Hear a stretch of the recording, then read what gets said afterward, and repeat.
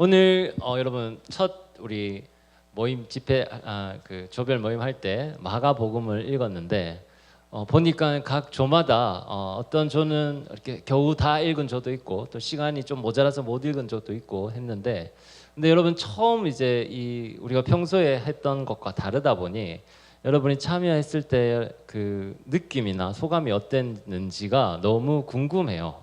그래서 한번 여러분께 한번 물어보고 싶습니다. 우리 마가복음 처음 조별로 읽었을 때 어떤 방식으로 읽었는지 그리고 또 읽고 나서 느낌이 어땠는지를 한번 제가 아무나 그냥 느낌 나는 대로 물어보도록 하겠습니다. 우리 운이 했었죠?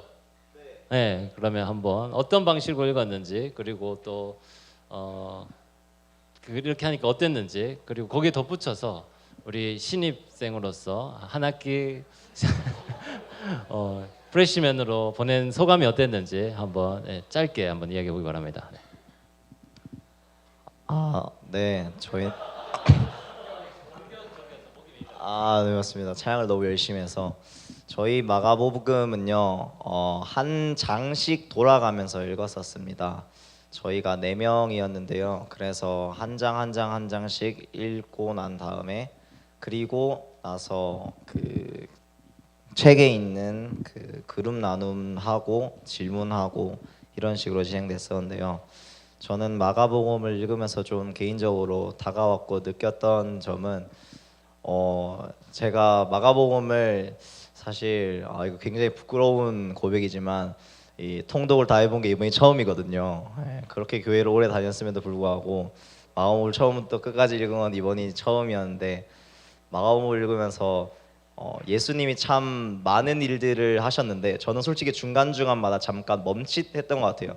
물론 다른 분들이 이렇게 쭉 읽어주시지만 저는 잠깐 멈춰서 왜 예수님이 여기서 이렇게 하셨을까를 조금 생각해 봤던 것 같고 잠깐 멈칫하면서 그 성경을 조금 상상해 봤던 것 같아요. 막 예수님께서 배에 오르셔서 잠깐 제자들을 여기 가만히 있으라 하고 이렇게 돌아서서 사람들에게 설교하는 장면, 예수님께서 막 사람들이 다 사두개인 바리새인들이 막 없애려고 하는데 예수님께서 당당하게 이렇게 동전 하나 들면서 가이사의 것은 막 가이사에게 하나님의 것은 하나님의 것에게 해라라는 그런 한마디 한마디들이 저는 보면서 와, 이게 예수님이 참 본질을 알고 계시기 때문에 저런 말들과 행동들을 할 수 있겠는구가 찾으면 찾을수록 정말 나타나는 게 조금 감동이었던 것 같아요. 그래서 저의 삶에서도 그런 신앙적인 고민들이나 살아가는 데 있어서 이럴 때 어떻게 해야 되지? 저럴 때 어떻게 해야 되지? 너무 이분법적으로 사고할 때도 있고 때로는 답을 얻지 못할 때도 있는데 예수님께서는 그런 이분법적인 사고도 아닌 답을 애매두룽실도 아닌 정확히 본질을 아시듯이 말씀하시는 것을 보고 나도 정말 저렇게 살고 싶구나. 정말 하나님을 정말 알고 있는 그 본질을 정말 잘 알고 있는 사람이라면 어떠한 문제가 왔을 때도 정말 강하고 담대하게 기쁘게 십자가를 지며 나아갈 수 있구나를 뭔가 깨달았던 것 같고 그래서 저도 그런 사람으로서 이 청년아랑 공동체에서도 그렇고 제가 어디 가서나 곧 있을 군대에 가서도 잘 이렇게 복음을 전파하면서 잘하고 싶다는 생각이 조금 들었던 것 같습니다. 군대 언제 가는데요? 10월에 갑니다. 10월에 갑니다. 예, 알겠습니다. 기대해 주기 바랍니다. 우리 운이 형제가 3명이 말할 분량을 다 해줬기 때문에 더 이상 묻지 않겠습니다. 예, 좋아요. 아마 여러분 각자 새로운 경험이었고 좋을 겁니다. 그래서 내일도 또 모여서 하는데 내일은 모여서 이제 들으면서 같이 들으면서 이제 읽도록 할게요. 그래서 조금 빠른 템포로 들으면서 내일은 사도행전을 읽도록 하겠습니다. 오늘은 이제 수련회 첫째 날 집회인데요. 우리가 개회 예배 때는 성경 번역의 역사에 대해서 배웠습니다. 성경이 어떻게 우리 손에 지금 들려지게 되었는지 그 과정 가운데 수많은 사람들이 목숨을 내놓았다라는 거 이야기 들었죠. 목숨 바쳐 번역을 했어요. 그 이유가 단 하나였습니다. 뭔가요? 내가 받은 은혜, 내가 받은 이 깨달음, 이거 누군가에게 또 전하고 싶다. 딱 그 마음이었어요. 그 마음으로 많은 이들이 성경을 번역했고 그래서 또 이단으로 오해받고 그래서 죽음을 당했고 지금 우리가 이 성경책을 보고 있습니다. 이제 우리가 해야 할 일은 말씀을 계속 읽고 또 그 말씀에 대한 깨달음을 얻고 하나님이 우리에게 말씀하시는 바가 무엇인지 알아가야 되는 건데요. 우리가 사실 신구약 한번 다 읽어보면 참 좋겠지만 도저히 시간상 그렇게는 안 돼요. 그래서 우리가 이번에 2박 3일 동안 하는 것은 신약 성경 중에 그래도 앞부분에 있는 거 사복음서 중에 하나, 그 다음에 사도행전, 우리 복음을 어떻게 전파했는지, 그리고 또 우리 신앙과 신학의 이 정수인 또 로마서, 그 다음에 실제적으로 그러면 우리가 교회에서 어떻게 살아야 되는데 실천적인 방법까지 그래서 고린도 전후서 이 부분을 읽어보면서 실제적으로 우리가 삶을 나눠보려고 합니다. 오늘 첫째 날 이 집회 때 어떤 말씀을 전할까 고민을 하다가 하나님께서 묵상 가운데 이 신약 전체가 말하고자 하는 핵심 주제, 나가고 있는 그 방향, 그것에 대해서 한번 우리가 정리해 보면 좋겠다라는 마음이 들었습니다. 사실 신약 성경 마태복음까지 요한계시록 상당한 분량이지만 하지만 하나님이 어떤 분이세요? 뭐 전지전능하신 분이고 모든 능력이 있으신 분인데 그렇다고 해서 하나님께서 혼자 자기만의 힘으로 우리에게 강압적으로 빡 주입하지 않으십니다. 사람을 사용하셔서 여러분과 우리와 같이 평범한 사람을 사용해서 성경을 쓰게 만들었고요. 그리고 한 사람만 쓰도록 하신 게 아니라 한 40여 명의 저자들을 모아서 글을 쓰도록 했어요. 근데 그 글들이 엮어져서 성경 66권이 되어서 보니까 하나님의 기막힌 그 시나리오대로 성경이 탁 쓰여지고 꾸려졌던 거예요. 그래서 창세기부터 요한계시록까지 그 모든 게 다 하나의 주제로 귀결이 됐습니다. 그 하나의 주제가 뭘까요? 예수 그리스도. 예수 그리스도예요. 그 다음에 예수 그리스도에서 조금 더 구체적으로 들어가면 예수 그리스도가 진 십자가. 그리고 또 하나 예수 그리스도가 십자가에 못 박혀 돌아가시고 난 후에 뭐 하셨나요? 부활. 십자가와 부활 딱 이 두 가지입니다.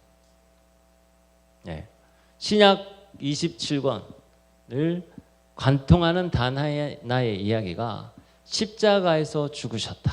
그리고 사흘 만에 살아나셨다. 이거예요. 그래서 우리가 이 성경책을 읽어 나가면서 결국 이 두 가지 주제로 귀결된다는 것을 우리가 읽어보면서 깨달으려고 하는 거예요. 그런데 십자가에서 죽으셨고 사흘 만에 부활하신 이 이야기가 그냥 저 멀리 계신 예수님의 이야기로 끝나면 안 되잖아요. 그게 내 삶에 확 들어와야 되는 거예요. 주님이 나를 위해 십자가에 못 박혀 돌아가셨구나. 그것 때문에 우리가 모두 다 구원을 얻게 되었구나. 주님이 죽음에서 끝나서 그냥 어떤 멋있는 성자로 끝난 게 아니라 삶이 거기서 사망 권세를 이기고 부활하셨구나. 그래서 나 또한 그 부활하신 예수 그리스도를 본받아 이 땅 가운데 새로운 삶을 살아야겠다라는 그 결단, 이게 우리 마음속에 들어오고 그 마음 결단을 하게 된다면 이번 2박 3일의 수련회는 결코 여러분 인생에 정말 잊지 못할 수련회가 될 겁니다. 이 딱 두 가지예요. 그래서 성경책을 이제 딱 펴게 되면 가장 먼저 나오는 그 이야기가 마태, 누가, 요한, 마태, 마가, 누가, 요한 복음이잖아요. 그런데 여기서 이 사복음서가 이야기하는 건 뭐냐면 예수님이 우리 삶 속으로 걸어 들어오신 이야기를 하는 거예요. 39권 전체가 사실 이 십자가를 이야기하는데 그래서 이 구약 성경이 뭐라고 했나요? To the cross. 십자가로 가는 길에 대해서 설명을 하고 있어요. 사도행전에서부터 요한계시록까지는 뭐라고 하나요? 십자가로부터 from the cross. 그래서 요 사이에 사복음서를 주님이 우리와 함께 했다고 해서 뭐라고 했죠? 하나님이 우리와 함께 한다는 것을 임마누엘이라고 했어요. 그 사복음서가 얘기하는 게 임마누엘 하나님을 이야기하는 거예요.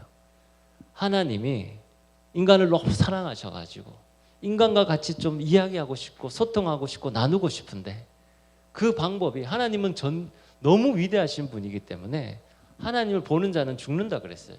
그러니까 하나님이 직접 그 모습을 드러내지는 못하시고 하나님이 인간의 모습, 아들을 보내사 인간의 모습으로 보내셔가지고 그 아들 예수와 우리 인간이 같이 소통하고 만나고 함께 우리 가운데 거하도록 했던 거예요. 그래서 그 임마누엘의 하나님, 그게 바로 사복음서에 기록되어 있습니다. 근데 예수님이 이 땅에 오셔서 하신 모습이 좀 남달랐어요. 그렇죠? 사두개인 바리새인들이랑 잘 놀지 않고 누구랑 놀았나요? 세리, 또 누구 쪽으로 배웠잖아요. 창기. 그런데 그렇게 했던 이유가 뭐였죠? 세리와 창기가 예수님을 어떻게 했으니까? 믿었기 때문에. 다른 사람들 예수님을 안 믿었는데 그들이 예수님을 믿었기 때문이에요. 사마리아인 그런 사람들 다 버림받은 족속이었는데 예수님을 믿은 사람들과 소통을 했습니다. 그리고 예수님은 무엇보다 인간을 사랑하셨어요. 그래서 그 사랑 때문에 피곤하신 주님이다라고 우리는 배웠었습니다. 그 사랑이 이제 마지막 일주일, 인간과 이제 나눌 수 있는 마지막 일주일, 주님은 제자들을 불러 모아 놓고 성만찬을 하셔요. 먹으라. 이건 나의 몸이다. 마시라. 이것은 널 위해서 흘리는 나의 피다.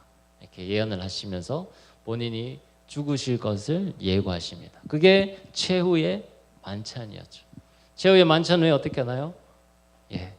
겟세마네 동산에 올라서 기도하시고 이 잔을 제발 나에게서 돌이키시옵소서. 하지만 내 뜻대로 마시고 하나님 뜻대로 하십시오. 이렇게 간절히 땀방울이 피가 될 것처럼 눈물을 흘렸습니다. 그렇게 기도하시고 난 후에 그 모든 것을 받으시고 이제 마지막에 십자가를 지시고 십자가 위에서 멘트를 하셨습니다. 뭐라고 하셨죠? 다 이루었도다. 그리고 나서 이제 휘장이 쫙 찢어졌죠. 그리고 이제는 더 이상 우리가 성소에 들어가서 지성소 안에 들어가서 제사장이 피를 뿌리면서 어린 양의 피를 뿌리면서 1년에 한 번 예배를 드렸는데 그걸 더 이상 하지 않아도 됐어요. 이제 우리가 주님과 직접 만날 수 있는 그 통로의 문을 여시게 되었습니다. 그러니까 이 한마디 다 이루었도다. 이게 바로 우리의 예수님이 하신 일이에요. 그 다음으로 우리가 했던 것은 바로 예수님이 그냥 죽음에서 끝났던 게 아니었어요. 사흘 만에 일어나셨습니다. 예수님이 그냥 단순히 죽으심으로 끝났더라면 우리가 여기 이 자리에 있을 필요가 없어요. 왜냐하면 모든 다른 위대한 성인들도 위대한 가르침을 했다가 다시 죽음으로 끝났기 때문입니다. 근데 여기서 예수님은 이제 부활을 하셨어요. 우리 예전에 상원 형제, 최상원 형제가 자기는 예수님의 부활이 안 믿겨졌었다 이야기를 했었어요. 그런데 어느 순간 교회에서 예배드리고 또 우리 기쁨에게서 교육받고 성장하면서 어느 순간 주님이 부활하셨구나라는 것이 믿어지더래요. 그때부터 어떻게 됐나요? 이 신앙의 색깔이 완전히 바뀌어지는 거죠. 신앙의 태도가 완전히 달라지는 거죠. 예수님이 부활하셨구나. 그 부활이 또 누구 때문에 나를 위해서 죽고 또 부활하셨구나. 그래서 그때부터 어떻게 되나요? 내 삶 가운데 십자가 신앙 플러스 부활 신앙이 함께 더해지게 되는 거예요. 그 십자가 신앙은 뭔가요? 내가 그리스도와 함께 죽는다는 거예요. 내 자아를 죽이는 거예요. 내 머리를 자르는 거예요. 예수 그리스도를 머리로 하고 우리가 그의 지체가 되어서 그의 명령에 순종한다는 거예요. 그리고 부활 신앙은 뭔가요? 내가 그리스도와 함께 죽고 그리스도가 다시 살아났으니 이제 모든 결박에서 이겨내고 다시 새로운 삶의 희망을 가지고 영원한 삶을 향해 나아간다라는 그런 것을 꿈꾸게 된 거예요. 내 자아가 죽어지고 그 다음에 영혼을 향한 희망이 생기면 어떻게 될까요? 두려움이 사라집니다. 여러분이 막 고민하던 그 문제들이 아주 사소해져 버려요. 내가 도저히 못 이룰 것 같은 그런 큰 것들이 이젠 담대히 도전할 수 있게 돼요.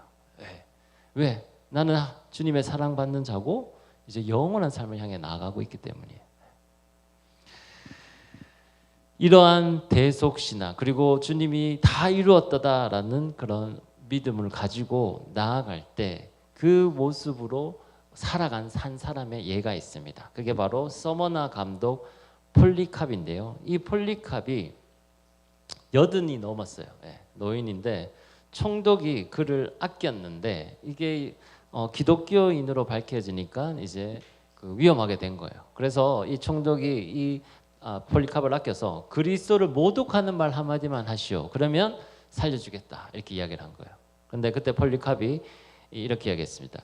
그 폴리카르푸스 순교록이라는 책에 기록되어 있어요. 실제로 86년 동안 나는 그분을 섬겼습니다. 그분은 내게 한 번도 잘못하신 일이 없습니다. 그런데 나를 구원하신 나의 왕을 내가 어떻게 모독할 수 있겠습니까? 그리고 나서 이는 화형당했어요. 그런데 그렇게 될 수 있었던 이유가 무엇이었을까요? 노인이 안 무서웠을까요?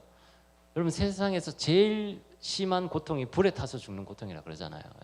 무서웠을 거예요. 그가 뭐 고통을 느끼지 않은 건 아니었을 거 아니에요. 그런데 그럼에도 불구하고 자기 그걸 지킬 수 있었던 것은 죽음 이후가 뭔지를 믿었기 때문이에요. 내 죽음 이후의 삶이 하나님과 동행하는 영원한 삶이라는 것을 믿었기 때문에 그것을 인내해낼 수 있었다라는 거예요. 부활의 첫 열매가 누구시죠? 예수님이잖아요. 예수님이 십자가에 돌아가시고 부활의 첫 열매가 되어가지고 부활하셨잖아요. 그럼 첫 열매란 말은 그 두 번째, 세 번째 열매가 있다라는 거잖아요. 그 두 번째, 세 번째 열매가 누군가요? 저와 여러분이잖아요. 그러니까 그 부활의 열매, 우리가 다시 영원한 삶을 살아가게 되는 것, 주님과 함께. 그걸 믿게 된다면 우리도 폴리캅과 같은 그런 담대한 마음을 가질 수 있다라는 거예요. 우리 삶에 한번 이것을 적용해 봅시다. 여러분 고민하고 있는 문제들이 있잖아요. 뭐 시험을 쳤는데 잘 안 될 수도 있고, 누군가 만났는데 계속 관계가 잘 안 이어질 수도 있고, 내 안에 있는 어떤 감정적인 마음, 누구를 향한 미움일 수도 있고, 시기 질투일 수도 있겠죠. 그런 것 때문에 확 얽매여 가지고 내 삶을 앞으로 잘 나가지 못한 그런 사람들이 있을 거예요. 절망하는 분들도 있을 거고. 그런데 그런 어떤 무덤 같은 자리, 나를 이렇게 짓누르는 그 자리, 그 자리에서 우리가 무엇을 해야 될까요? 그 자리에 그냥 계속 있다면 그것은 죽어서 부활하지 못한 상태와 같아요. 그런데 그 무덤을 열고 이겨서 나오는 것, 그게 바로 부활 신앙이거든요.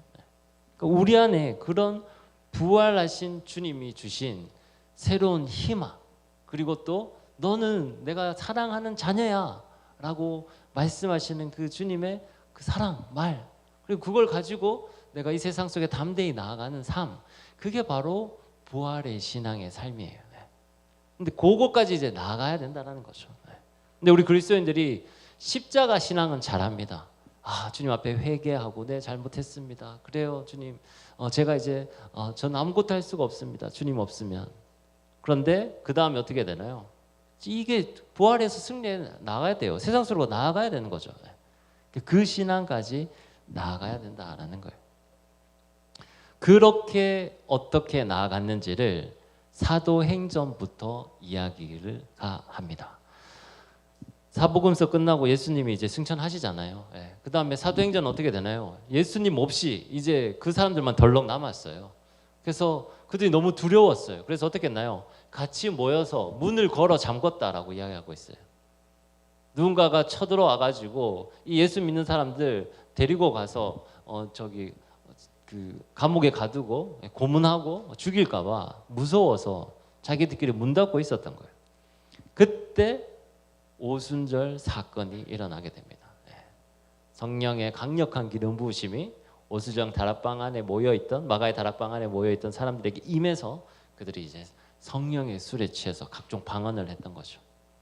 그리고 나서 어떻게 했냐? 그 박해에 대한 두려움을 이겨냈어요. 그리고 각 지방으로 흩어져서 이 제자들이 복음을 전하기 시작했습니다. 핍박받았던 사울이 이제 복음 전도자 바울로 바뀌어 가지고 온 곳에 다니면서 복음을 전했어요. 그 바울이 어떻게 전도 여행을 했는지 1차, 2차, 3차 이 부분에 대해서 우리 내일 황영주 목사님께서 잘 상세하게 사도행전 읽기 전에 설명해 주실 겁니다. 그리고 나서 바울이 그동안 그간 자기가 깨달았고 자기가 정리했던 것들을 기록해서 로마서를 썼어요. 그 로마서에는 이신칭이 이게 무슨 뜻이죠? 믿음으로 의롭다함을 받는다. 오직 의인은 믿음으로 말미암아 살리라 그 말을 이제 하게 됩니다. 이건 우리가 로마서 배울 때 또 한번 했으면 좋겠어요. 그리고 나서 고린도전서에서는 너희가 하나님의 성전이다. 성전은 예루살렘 성이 아니라 너희가 성전이다. 그러니까 너희의 성안, 너의 몸과 마음을 깨끗하고 잘 다듬고 깨끗하게 청소하고 거룩하게 만들어라. 이런 실제적인 이야기들을 하게 됩니다. 사도행전 28장까지 있는데요. 28장에 갑자기 바울이 어딘가에서 이제 복음을 전하면서 내용이 갑자기 뚝 끊겨요. 뭔가 잘 마무리 돼서 그렇게 해서 사도들이 거기 끝까지 나아갔습니다. 뭐 이런 게 아니라 뭐 복음을 전하더라 하면서 다 끊겨요. 28장 마지막 절 한번 읽어보세요. 근데 왜 그런가? 29장의 스토리를 우리가 써 나가야 되기 때문입니다. 그래서 여러분 액트 29 이야기 들어봤죠? 액트 29 그게 바로 29장의 복음 전하는 삶의 스토리들을 우리와 여러분들이 만들어 가자 이런 운동이었어요. 그게 벌써 30년 전부터 있었던 이야기죠. 지금도 마찬가지 우리가 해야 될 일이 바로 액트 29라고 할 수 있습니다. 그래서 신약 27권을 한 줄로 꿰면 하나님이 오셨다. 십자가에서 다 이루셨다. 사흘 만에 살아나셨다. 성령으로 임하셨다. 지금도 땅끝을 향해 가신다. 땅끝을 향해 이제 복음 전파를 간다. 그리고 다시 오신다. 이렇게 정리를 할 수가 있어요. 이 신약 27장. 그래서 우리가 29장 계속 복음을 전하는 것. 언제까지? 주님이 다시 오실 때까지. 그 일들을 우리가 액트 29 활동을 해야 됩니다. 여러분의 삶에서 그 어떻게 29장을 써 나갈 것인가? 그걸 이제 내일 저녁 집회 때 배울 거고요. 오늘은 이런 신약 성경이 이렇게 쭉 이어지고 있다라는 것을 이야기하고 있습니다. 이렇게 해서 27권을 한 줄로 깨면 이렇게 됩니다. 하나님이 이 땅 가운데 오셨어요. 인간의 몸을 입고 그리고 십자가에서 다 이루셨어요. 다 이루셔서 어떻게 했나요? 저와 여러분의 삶을 구원했습니다. 온 인류를 구원했습니다. 죄로부터 예수님이 다시 대속 자기가 대신 그 죄를 벌 받았어요. 그런데 여기서 끝나지 않고 사흘 만에 살아나셨어요. 이 노란 두 개가 뭐죠? 이 신약 성경의 가장 핵심 주제라는 거 했죠. 그리고 우리 삶에 적용해야 할 핵심 주제도 바로 이겁니다. 그리고 나서 주님은 부활하시고 난 후에 부활 승천하셨고 대신 누굴 보내셨나요? 성령님께서 임하셨어요. 그리고 그 성령의 힘을 얻어서 제자들은 땅끝까지 복음 전파를 하러 갑니다. 이것을 내자로 뭐라 그러죠? 땅끝까지로 복음을 전하라? 지상명령. 우리 지상명령으로 지금 나가고 있는 거예요. 그리고 주님께서는 다시 이 땅에 오신다라고 약속했어요. 근데 그때가 언제인지 우리가 모르잖아요. 그러니까 모르기 때문에 그때가 언제인지 모르기 때문에 마치 그게 내일인 것처럼 살아가는 삶. 그거를 우리는 종말론적 삶이라고 합니다. 내일 지구가 멸망할 거니까 이제 나는 일할 필요도 없고 그냥 뭐 내가 이렇게 인내할 필요도 없고 그냥 내가 하고 싶은 것만 하고 살래. 이게 종말론적 삶이 아니라 주님이 언제 오실지 모르지만 마치 내일 오실 것처럼 기뻐하며 밝아하며 즐거워하며 내 삶에 최선을 다하는 삶. 그게 바로 종말론적 삶이에요. 그래서 종말론적 삶은 나쁜 어휘가 아닙니다. 되게 좋은 뜻이에요. 그래서 그런 종말론적인 삶 일을 우리가 살아가야 된다. 그래서 이 부분에 대해서는 또 내일 집회 때 알아보도록 하겠습니다. 근데 여기서 이제 우리가 해야 되는 일들이 뭐냐면, 포커스를 둬야 되는 게 뭐냐면, 이 신약 성경의 역사를 쭉 보면 이제 구약 성경 있잖아요. 말라기에서 끝나잖아요. 그리고 말라기에서 끝나고 신약 시대가 시작되잖아요. 요 사이에 400년의 시간이 있어요. 그때도 여러 나라들이 있었겠죠. 뭐 누군가가 만들어지고 또 없어지고. 그러다가 이 신약 시대 배경은 다 로마 시대예요. 로마. 그리고 이 구약 시대에 등장하는 나라들이 있어요. 페르시아, 바벨론, 아수르, 로마 뭐 이런 나라들이죠. 여러분 다들 한 번씩 들어봤잖아요. 이 나라들은 엄청난 나라들이에요. 예. 얼마 전에 제가 영화 300을 다시 한번 봤는데, 야, 그 페르시아 대단하더만요, 그죠? 예. 페르시아 대군. 근데 실제로 그랬어요, 그 페르시아가. 예. 근데 그 스파르타 300 용사가 이제 막아내는 그런 영화잖아요. 예. 근데 그 시대의 페르시아는 그 온 그 나라를 다스리고 침략하고 전복할 만큼 엄청난 그런 나라들이었습니다. 근데 그런 나라들도 어떻게 됐나요? 결국 망했어요. 로마도 결국 망했어요. 아수르, 바벨론 다 망했어요. 영원할 것 같은 나라, 그 나라들도 결국은 망한다라는 거예요. 그럼 너희들은 무엇을 바라보며 살래? 이걸 지금 우리가 묻고 있는 거예요. 너희는 무슨 나라를 바라보며 살래? 그러니까 바로 하나님 나라, 하나님 나라를 꿈꾸며 살아가자. 그것을 성경은 신약 27권 계속 여러분에게 이야기하고 있습니다. 예수님이 이 땅에 오셔서 하나님 나라가 뭔지를 잠깐 설명해 주신 거예요. 보여주신 거예요. 그리고 예수님이 다시 이 땅 가운데 오실 때는, 그때는 진짜 하나님 나라가 이곳에 임하게 된다라고 말씀하고 계신 거예요. 근데 그 나라가 언제 만들어진다고요? 우리가 그냥 가만히 있다고 이루어지지 않습니다.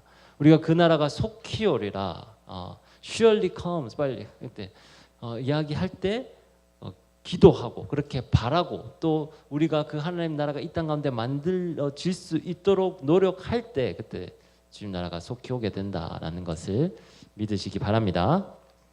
그래서 우리가 하늘한 영원한 하늘나라의 소망을 두고, 하나님 나라의 소망을 두고 오늘 세 가지를 마음에 새겨야 됩니다. 결단을 해야 돼요. 그 세 가지를 오늘 여러분 마음에 잘 새기고 결단한다면 오늘 여러분 삶에 분명히 변화가 있을 겁니다. 첫 번째, 십자가 앞에서 내려놓읍시다. 여러분의 힘으로 구원을 받지 못합니다. 예수님이 죽으심으로 우리를 구원하셨어요. 그리고 뭐라고 말씀하셨나요? 십자가에서 다 이루셨다. 이미 우리의 구원을 다 이루셨는데 우리가 또 뭔가를 행위로 해가지고 이루려고 하는 게 아니라는 거죠. 신앙은 주님이 날 위해 십자가 못 박혀 돌아가셔서 다 이루셨다는, 그냥 믿으면 되는 거예요. 받아들이면 되는 거예요. 예수님이 이미 다 이루셨다라는 것을 믿고 주님의 앞에 순종하자라는 거예요. 첫 번째, 여러분이 뭔가 하겠다라는 것을 주님 앞에 내려놓으시기 바랍니다. 두 번째, 부활 앞에서 감사합시다. 죽음이 마지막이 아니잖아요. 우리는 이제 예수님을 믿는 순간, 이거 1번 십자가 앞에서 내 모든 걸 내려놓고 주님을 통해서 내가 구원받았다는 걸 믿는 순간 예수님과 영원한 삶에 동참하게 돼요. 그리고 영원한 삶을 살아가다가 한번 육체적인 죽음이라는 것을 겪게 돼요. 죽고 나서 어떻게 해요? 그냥 우리의 육체의 입은 겉모습이 사라지고 완전히 새로운 본질로 가지고 영원한 삶에 동참해서 계속 이어서 살아가게 돼요. 그럼 어떻게 될까요? 지금 이미 우린 구원받았고 영원한 삶을 살기로 약속되었는데 그 부활을 믿는다면 감사해야 되지 않을까요? 지금 여러분 삶에 불평거리들이 있을 거예요. 분명 뭐 이거 없어서 불평하고 이거 없어서 이것만 있으면 좋을 것 같은데, 그 모든 것들을 아무리 다 합쳐도 우리가 받은 그 부활의 은혜에 비하면 아무것도 아니라는 거예요. 이 부활만 생각하면 가슴이 뛰고 너무 감사해서 어쩔 줄 몰라야 되는 거예요. 여러분, 어떤 한 영화를 봤는데 그 영화에서 이 주인공이 자기가 번 돈으로 뭘 했냐면 미술품을 샀는 거예요. 진짜 유명한 사람, 뭐 현대인의 유명하다, 막 값을 매길 수도 없을 정도로. 그러면서 이제 그 사진, 그림이 막 여러 점이 이제 자기가 가지고 있는 트레일러에 딱 걸려 있는 걸 보고 여전 주인공 보고 깜짝 놀라는 모습이 있어요. 제가 아내랑 그걸 같이 보면서 이런 얘기했어요. 저 그림 중에 하나만 우리 집에 걸려 있다면 그것을 팔지 않아도 우리 마음은 되게 부자일 것 같다, 이런 얘기를 했어요. 왜?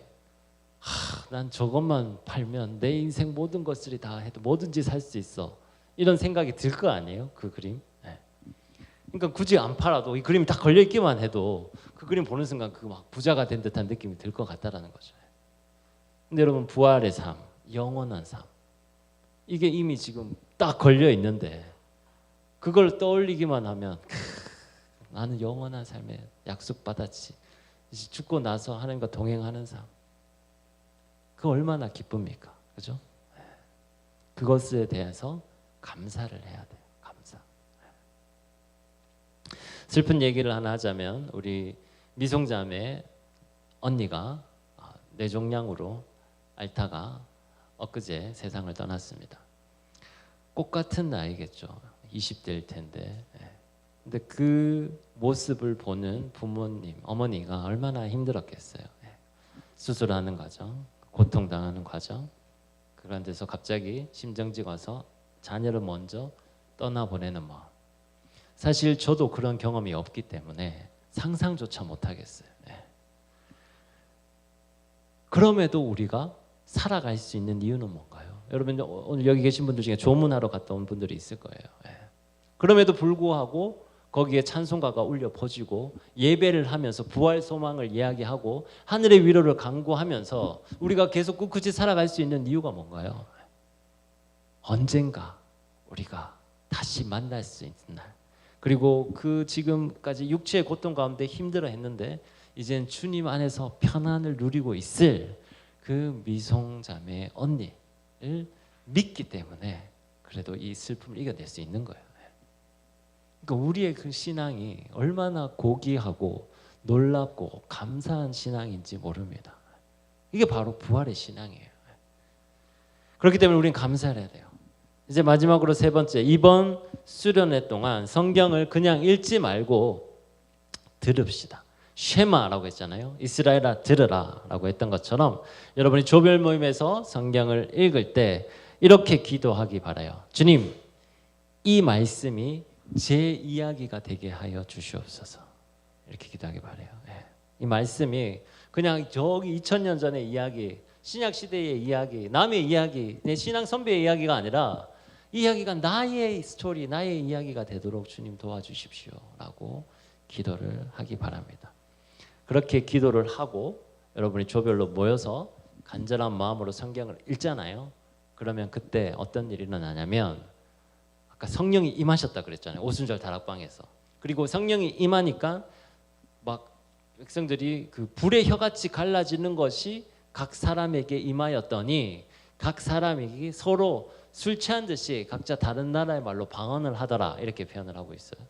그런 것처럼 우리가 그 간절한 마음으로 성경을 읽으면 성령이 임해요. 그리고 그 성령이 뭐 하냐면 지금은 막 그 불 붙는 혀처럼 그런 성령이 아니라 우리의 눈과 머리를 밝히는 그 지혜의 영의 성령께서 역사하셔요. 그래서 그동안 깨닫지 못했던 말씀이 막 이게 이런 뜻이었구나 깨달아지고, 이 말씀이 나한테 갑자기 막 은혜가 되고, 이 말씀 중에서 갑자기 막 눈물이 나고, 이런 일들이 일어나는 거예요. 그런 놀라운 성령의 역사가 2박 3일 동안 일어날 줄 믿습니다. 간구를 합시다.